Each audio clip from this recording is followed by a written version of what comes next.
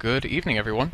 This is Henry Gambell with simpleroptions.com, and in tonight's free video I wanted to compare some ideas with you here in Win. I know we spoke to this one yesterday, and we covered it because we had some weekly expirations that were in play, and those went fairly well.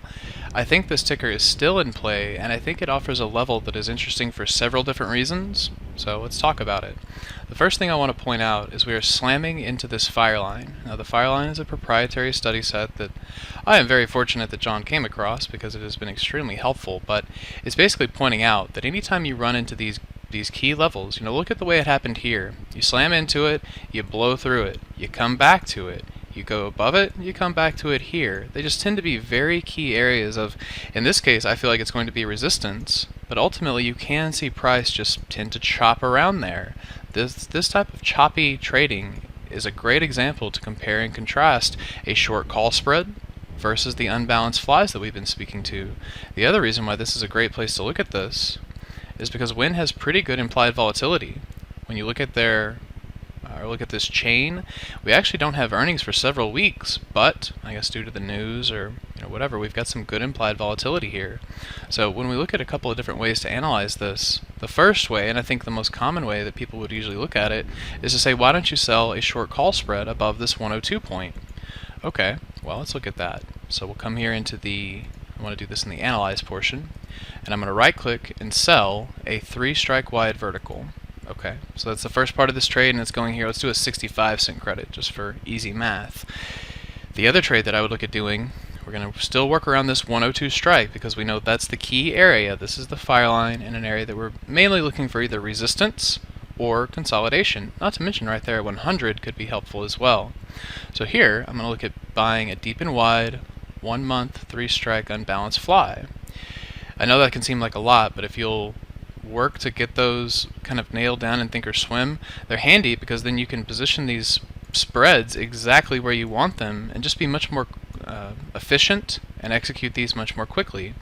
Now we look at this, and let's bump this up and say we get a 20-cent credit on it.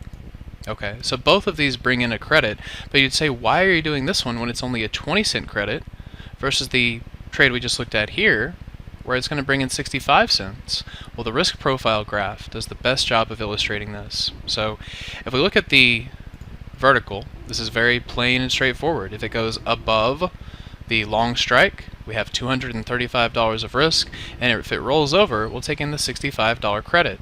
If it stays neutral, and say that it does, like we looked at previously, go through it, come back, and just chops around this 102 point, you'll still be able to make some money, but it pretty much kind of flatlines at that point.